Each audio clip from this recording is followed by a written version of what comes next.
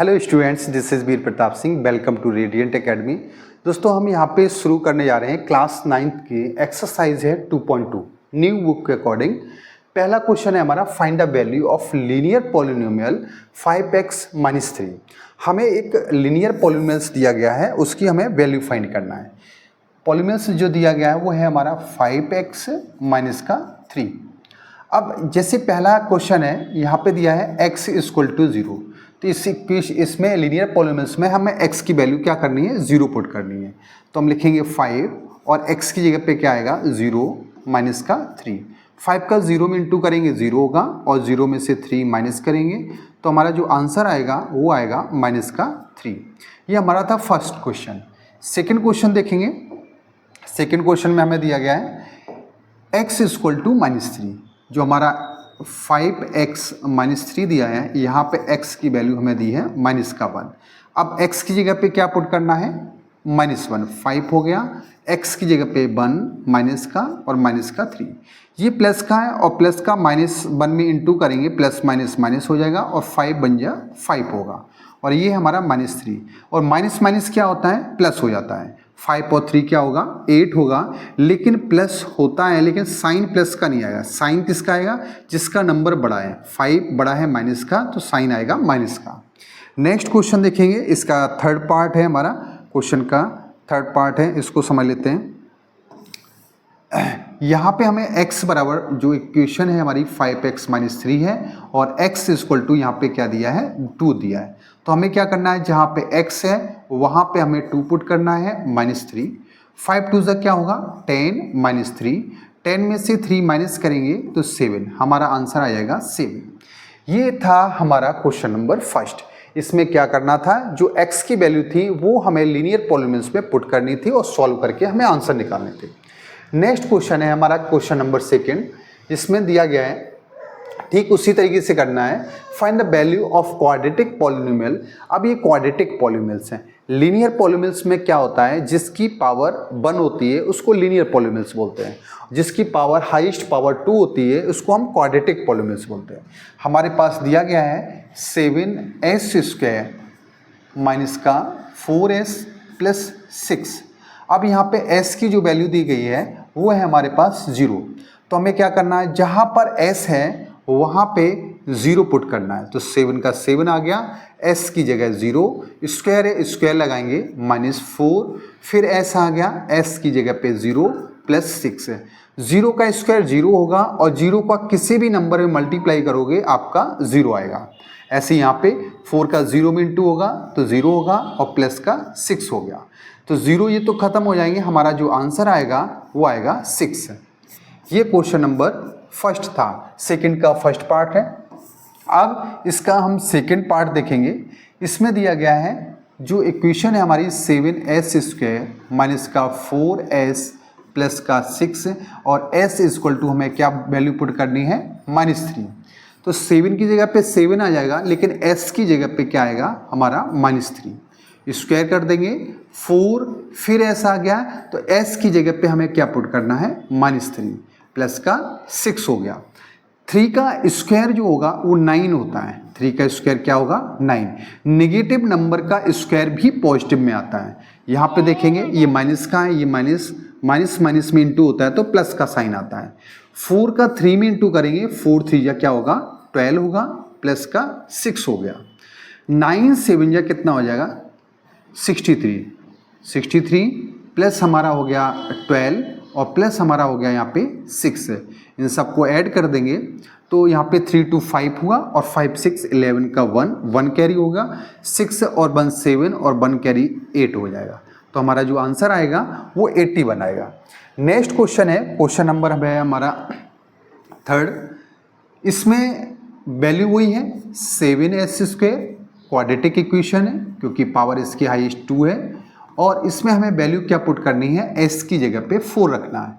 जहाँ पर s दिख रहा है वहाँ पे 7, s आ गया, यहाँ पे 4 रखना है, स्क्वायर कर देंगे -4, फिर s आ रहा है तो s की जगह पे हमें 4 रखना है प्लस 6।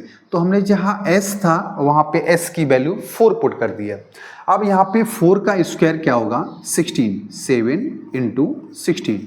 4 4 जा हो जाएगा हमारा 16 और प्लस का क्या होगा 6, 7 6 जा 42, 2 4 कैरी, 7 बन जा 7 और 4 हो जाएगा 11। यहाँ पे आएगा माइनस का 16 प्लस का 6। अब ध्यान से समझना है कि ये नंबर हमारा प्लस का है और ये नंबर हमारा प्लस का है, दोनों नंबर प्लस के ऐड हो जाएंगे। 112 में अगर 6 ऐड कर देंगे तो हमारा हो जाएगा 118 और ये माइनस का 16 है। इसको माइनस करेंगे, 8 में से 6 जाएगा तो हमारा बचेगा 2 और 1 में से 1 जाएगा तो हमारा बचेगा 0 1। ये इस तरीके से हमारा जो आंसर आएगा वो आएगा 102। ये तीनों के सॉल्यूशन थे।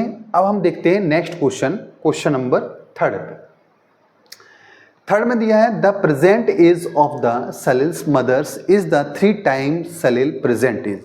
सलील की जो माँ की एज है वो सलील की एज से 3 टाइम है। 3 टाइम का मतलब होता है 3 गुना।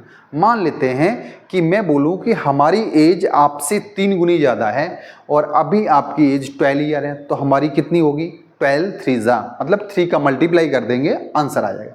इसी तरीके से अभी हम इसमें क्या करेंगे, पहले हम सलील की एज मान लेंगे। जैसे सलील की जो प्रेजेंट एज है हम यहाँ पे लेट कर लेंगे, तो सलील की प्रेजेंट एज x मानी है तो उसकी माँ की एज हो जाएगी 3x। आगे दिया है आफ्टर 5 ईयर। अगर हम बोलें आफ्टर 5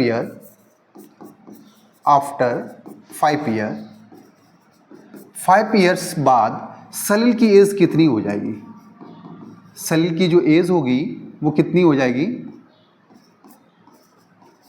5 प्लस हो जाएगा। अभी x है तो 5 साल बाद x प्लस 5 होगा। अभी आप 12 ईयर के तो 5 साल बाद कितने को हो जाएंगे 5, उसमें ऐड कर देंगे 17। इसी तरीके से अभी x है, x में 5 ऐड कर देंगे तो ये एज सलील की आफ्टर 5 ईयर की हो गई। अब हम लिखेंगे सलील की मदर एज, सलील की जो माँ है उसकी एज कितनी होगी, सलील मदर एज, उनकी माँ की एज अभी है 3x, 5 साल बाद ये भी हो जाएंगी 3x प्लस 5। अगर हम 5 साल बाद देखें तो सब लोग 5 साल बड़े हो जाएंगे, हमारे में भी एज में 5 प्लस हो जाएगा और आपके में भी 5 प्लस हो जाएगा, तो दोनों की एज में 5 प्लस होगा आफ्टर 5 ईयर बाद।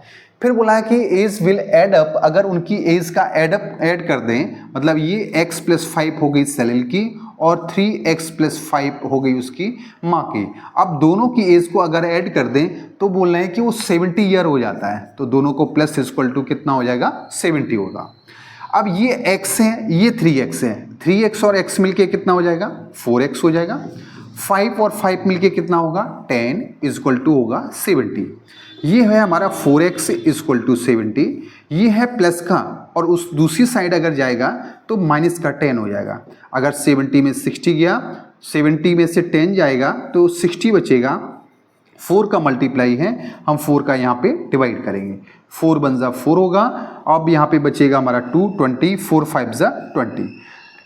x इक्वल टू हमारा आ जाएगा 15। जो सलील की है उससे 3 गुनी ज़्यादा, तो 3 और x की वैल्यू क्या निकली हमारे पास में 15, तो यहाँ पे हम 15 का मल्टीप्लाई कर देंगे, 15 3 जा होगा 45। तो यहाँ पर सलील की एज जो है 15 साल है और उसकी माँ की एज है 45 ईयर। आई होप ये क्वेश्चन समझ में आया होगा। नेक्स्ट क्वेश्चन है हमारा, क्वेश्चन नंबर है हमारा 4th, the difference between 2 positive integer. कोई 2 पॉजिटिव इंटीजर्स हैं जिनका डिफरेंस मतलब होता है 2 नंबर को माइनस करके जो रिजल्ट आ रहा है वो 63 है। The ratio of 2 number, 2 number का जो रेशियो है वो 2:5 दिया गया है। तो इससे हम क्या करेंगे, इससे हम नंबर्स मान सकते हैं, जो रेशियो दिया है उस रेशियो से हम नंबर सेलेक्ट कर लेंगे। तो यहाँ पे लिखेंगे let the 2 integers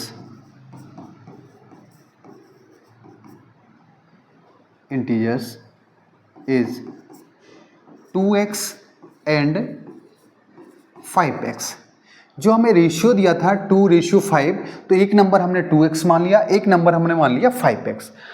अच्छा, किसी चीज़ का जब हम डिफरेंस निकालते हैं, अगर हम बोले हमारी और आपकी एज का डिफरेंस क्या है, तो हमेशा बड़े नंबर में से छोटा नंबर माइनस किया जाएगा। आप देख रहे होंगे कि यहाँ पे 5x है, ये बड़ा नंबर है, 5x minus 2x equal to कितना हो जाएगा, दो नंबर का डिफरेंस दिया है यहाँ पे 63। ये है हमारा अकॉर्डिंग टू क्वेश्चन के अकॉर्डिंग हमने लिख लिया है ये 5x में से अगर 2x माइनस करेंगे तो हमारा क्या हो जाएगा 63 होगा। तो यहाँ पे 5 में से 2 अगर माइनस करेंगे तो हमारा आएगा 3x इक्वल टू होगा 63। अगर x की वैल्यू निकालें 3 का मल्टीप्लाई है, दूसरी साइड जाएगा डिवाइड होगा, 3 2 जा होगा 6 और 3 1 जा 3। x की जो वैल्यू आएगी वो आ जाएगी 21। तो हमारा जो दो नंबर हैं वो पहला नंबर है, फर्स्ट नंबर है हमारा 2x, 2 इंटू x की वैल्यू क्या है 21, दोनों को इंटू कर देंगे, 21 2 से कितना हो जाएगा 42 हो जाएगा। सेकेंड नंबर हमारे पास है 5x, पहला नंबर हमने माना था 2x और दूसरा नंबर माना था 5x। तो सेकेंड है 5x, तो हम यहाँ पे लिखेंगे 5 और x की वैल्यू हमारे पास क्या है, x की वैल्यू है 21, इंटू करेंगे 5 1 जा 5 होगा और 5 2 जा 10।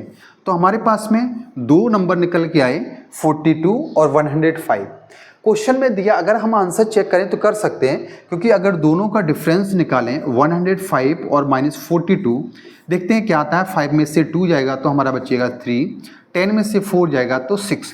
तो क्वेश्चन में यही दिया गया था। अब देखेंगे, पढ़ के देखेंगे कि दो नंबर से इनका डिफरेंस कितना होना चाहिए 63। तो ये दो नंबर हैं और इनका डिफरेंस भी निकाल के हमने देख लिया, वो कितना आ रहा है 63 आ रहा है। तो यहाँ पे हम आंसर इनका लिख सकते हैं। वो दो नंबर कौन कौन से आए हमारे, आंसर होगा हमारा 42 एंड 105। ये क्वेश्चन नंबर था हमारा 4th। यहाँ पर क्वेश्चन है, क्वेश्चन नंबर हमारा 5 है, एक्सरसाइज 1.2। क्या लिखा हुआ है, Ruby has the 3 times as many 2 rupees coin as she has 5 rupees coins। उसके पास जो 2 रुपए के कॉइन हैं 5 रुपए के कॉइन से कितने ज़्यादा हैं, 3 गुने ज़्यादा हैं। फिर बोला है if she has total amount, उनके पास टोटल अमाउंट 80 रुपीज़ है।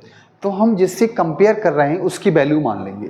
जैसे यहाँ पे दिया, हमने लिखा है let the 5 rupees coins be x. मान लेते हैं हमारे पास 5 रुपए के जो सिक्के हैं वो एक्स हैं, लेकिन 2 रुपए के सिक्के इससे 3 गुने ज़्यादा हैं। 3 गुने की ज़्यादा का मतलब हो गया 3x, इसके x होंगे तो 2 रुपीज़ कॉइन के कितने हो जाएंगे 3x हो जाएंगे। अगर मान लीजिए आपके पास 5 रुपए के 2 सिक्के हैं तो कितने रुपए होंगे 10।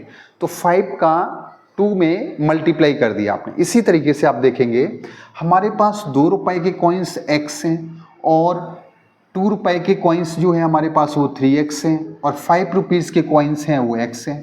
2 रुपए के कॉइन्स में हम 2 का मल्टीप्लाई करेंगे, 5 रुपीज़ कॉइन्स में हम 5 का मल्टीप्लाई करेंगे और टोटल ऐड करेंगे तो हमारा अमाउंट निकल आएगा 88। ध्यान दो, जैसे जो सिक्के हैं आपके पास, अगर उनमें कितने कॉइन से उनका मल्टीप्लाई करेंगे तो आपका टोटल अमाउंट आ जाएगा। मान लेते हैं 2 रुपए के सिक्के जो हैं आपके पास 10 हैं, तो 10 का 2 में इंटू कर दोगे तो आपका रुपए निकल आएंगे कि आपके पास 20 रुपए होंगे। ऐसे यहाँ पर ये 2 रुपए के कॉइन्स थे हमारे पास 3x, तो 3x में हमने 2 का मल्टीप्लाई कर लिया। ये हमारे 5 रुपीज़ के कॉइन्स हैं, इसमें 5 का मल्टीप्लाई, दोनों को ऐड करोगे टोटल अमाउंट आ जाएगा हमारा 88, जो कि क्वेश्चन में दिया है। यहाँ पे लिखेंगे 3 2 जा हो जाएगा हमारा 6x plus 5x equal to हो जाएगा हमारा 88। अब 5 और 6 मिलके हो जाएगा हमारा 11x इक्वल टू 88। x को यहीं पे रहने देते हैं 88, 11 का मल्टीप्लाई है, 11 का हो जाएगा डिवाइड, 11 8 जा 88, x की वैल्यू हो जाएगी हमारी 8। अब हम यहाँ पे देखेंगे कि हमारे पास 5 रुपीज़ जो कॉइन थे वो कितने थे, 5 रुपीज़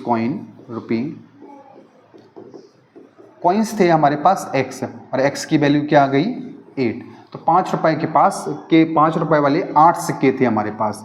अब यहाँ पे देखेंगे, हम लिखेंगे 2 रुपीज़ कॉइन, 2 रुपीज़ जो कॉइन है वो कॉइन्स हैं हमारे 3x, 3 गुने ज़्यादा हैं, तो 3 और x की वैल्यू है हमारे पास 8, 8 3 या हो जाएगा 24। तो ये हो गए हमारे पास 5 रुपए के सिक्के थे 8 और 2 रुपए के सिक्के थे 24। अब इसका आंसर चेक कर लेते हैं। आंसर कैसे चेक करेंगे, ध्यान से देखना। जैसे मान लेते हैं हम कि हमारे पास 5 रुपए के 8 सिक्के हैं, तो इसमें 5 का मल्टीप्लाई कर देंगे और 2-2 रुपए के हमारे पास 24 सिक्के हैं, 24 में हम 2 का मल्टीप्लाई कर देंगे, दोनों को ऐड करेंगे, 8 5 जा हो जाएगा 40 और 4 2 जा 8 हो गया, 2 2 जा 4 हो गया, तो टोटल अमाउंट कितना आया 88। यही क्वेश्चन में दिया गया था कि दोनों का जो टोटल अमाउंट रुपए होगा 88 होगा। इससे हमने ये भी चेक कर लिया कि हमारा आंसर कैसा है, सही है। तो आप किसी भी क्वेश्चन का आंसर चेक भी कर सकते हैं। ये क्वेश्चन था हमारा 5th। नेक्स्ट क्वेश्चन हम देखते हैं, क्वेश्चन नंबर है 6 में क्या दिया है इसको समझते हैं। A farmer cut 300 feet fence into 2 piece, मतलब एक फेंस है, मतलब वायर है या तारपट्टी है जो कि उसकी लेंथ है, लेंथ कितनी है, ये टोटल इसकी लेंथ है 300 फीट। अब इसमें ये बोला गया है इसको 2 पीस में काट दिए, 2 टुकड़े कर दिए गए, एक टुकड़ा इसका छोटा है और एक बड़ा है। The longest piece is 4 time, ये वाला जो पीस है ये इससे 4 गुना ज़्यादा है। अगर इसको हम छोटे वाले पीस की लेंथ x मीटर मान लेते, x फिट मान लेंगे, तो लॉन्गेस्ट जो होगा वो क्या हो जाएगा 4x होगा। अब देखेंगे the longest piece of 4 time as a long as shortest piece, मतलब लॉन्गेस्ट पीस जो है वो 4 गुना बड़ा है शॉर्टेस्ट से, तो शॉर्टेस्ट जो है वो हमने x मान लिया है, तो लॉन्गेस्ट पीस जो बनेगा वो हमारा 4 गुना ज़्यादा होगा, x का 4 टाइम 4x हो जाएगा। अब इन दोनों को अगर ऐड कर देंगे हम 4x plus x equal to क्या होगा 300, क्यों, ये दोनों को मिला के पूरा कितना है, ये फेंसिंग 300 फीट है, तो इन दोनों को प्लस करेंगे, इक्वल किसका कितना आ जाएगा 300। 4x और 1x कितना हो जाएगा हमारा 5x होगा, इक्वल टू हो गया 300, x इक्वल टू 300, 5 का मल्टीप्लाई 5 का डिवाइड कर देंगे, 5 6 30, 0, x इक्वल टू आ गया 60। तो हम बोल सकते हैं कि जो हमारा x जो था शॉर्टेस्ट था, शॉर्टर पीस जो आएगा वो हमारा होगा x इक्वल टू 60, लेकिन जो लॉन्गेस्ट माना था हमने, लॉन्गर पीस जो था हमारे पास में वो कितना था, वो था हमारा 4x, तो 4 और x की वैल्यू कितनी आई है 60, तो 60 का मल्टीप्लाई करेंगे, 6 4 जा हो जाएगा 240, तो ये हमारा लॉन्गेस्ट पीस हो गया, ये शॉर्टेस्ट पीस। अब आंसर कैसे चेक करेंगे, लॉन्गेस्ट पीस शॉर्टेस्ट पीस है हमारे पास 60 और बड़ा वाला जो टुकड़ा है वो 240 फीट का है, दोनों को ऐड करोगे तो 300 होगा। क्वेश्चन में ये दिया गया था, क्या दिया गया था, फार्मर ने 300 फीट का एक फेंसिंग है उसी को 2 पार्ट में काटा है, अगर उन दोनों पार्ट को जोड़ेंगे तो वो दोनों पार्ट किसके इक्वल होगा 300 के इक्वल। तो यहाँ पे भी मैंने ये किया है, 4x और x को जोड़ा है और उसको किसके इक्वल कर दिया है 300 के इक्वल कर दिया है। तो ये क्वेश्चन था हमारा 6 क्वेश्चन था। अब नेक्स्ट क्वेश्चन है हमारा 7 क्वेश्चन में समझना है द लेंथ ऑफ रेक्टेंगल। अच्छा, रेक्टेंगल एक हम बना लेते हैं, ये हमारा रेक्टेंगल, इसमें ये है हमारा ब्रेथ या चौड़ाई और ये है लेंथ या हमारी लेंथ लंबाई। अब यहाँ पे क्वेश्चन में दिया है कि rectangle 3 more than twice of wide, its perimeter is 24। Question दिया है कि जो लेंथ है, मतलब ये जो लेंथ है, ये वाली लेंथ ये क्या है, ये 3 मोर देन मतलब 3 ज़्यादा है ट्वाइस ऑफ वाइड। वाइड अगर ब्रेथ अगर हम x मान लेंगे तो इससे ट्वाइस मतलब हो जाएगा दुगुना 2x और 3 मोर देन प्लस 3 हो जाएगा। अगर हम इसमें हम b जो है ब्रेथ है वो x मान लेंगे तो लेंथ क्या हो जाएगा 2x प्लस 3 हो जाएगा अकॉर्डिंग टू क्वेश्चन। क्यों हो जाएगा, क्योंकि हमें दिया गया है, क्या दिया है फिर से देखो, द लेंथ ऑफ रेक्टेंगल की लेंथ है वो 3 more than twice of breadth, वो इससे ब्रेथ से twice of 3 more than, twice मतलब दुगना, 3 मोर देन मतलब 3 ज़्यादा। अब इसमें बोला गया है कि जो पेरीमीटर है P फॉर पेरीमीटर 24 सेंटीमीटर है, ये इनको भी सेंटीमीटर में लिखेंगे। पेरीमीटर का फॉर्मूला होता है पेरीमीटर ऑफ रेक्टेंगल का 2l plus B equal to 24 हमें दिया गया है। अब 2 की जगह तो 2 रहने दो, l लेंथ जो है वो हमारा क्या है 2x प्लस 3 है और b जो ब्रेथ है वो हमारा x दिया है, तो यहाँ पे x लिख लिया हमने। यहाँ तक हमारी लेंथ है और ये ब्रेथ है, दोनों को प्लस किया, इक्वल टू में क्या है 24 है। 2 का यहाँ पे मल्टीप्लाई है, उधर जाएगा तो डिवाइड होगा, तो इसको लिखेंगे 24 डिवाइड बाई 2। ये 2x है, ये x है, 2x और x मिलके हो जाएगा हमारा 3x और प्लस 3।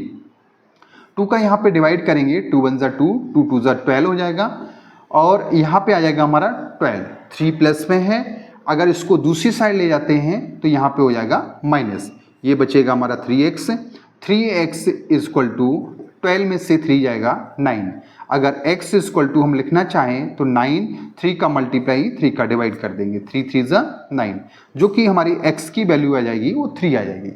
अब ध्यान से समझना है, हमने b माना था x और x की वैल्यू क्या है आई है हमारे पास में 3 आया, तो ब्रेथ हम बोल सकते हैं कि वो कितनी होगी 3 होगी। l जो माना था हमने वो था हमारा 2x प्लस 3, तो 2 और x की वैल्यू हमारे पास क्या आई है 3, तो यहाँ पे 3 पुट कर देंगे और प्लस में 3, 3 2 या 6 और 6 में अगर हम 6 में अगर 3 ऐड करेंगे तो 9, तो ये लेंथ आ गई। b हमारा पास 3 है और l हमारी क्या जो निकल के आई है 9, तो हम आंसर लिख सकते हैं कि रेक्टेंगल की जो ब्रेथ होगी वो 3 होगी और लेंथ होगी वो 9 होगी।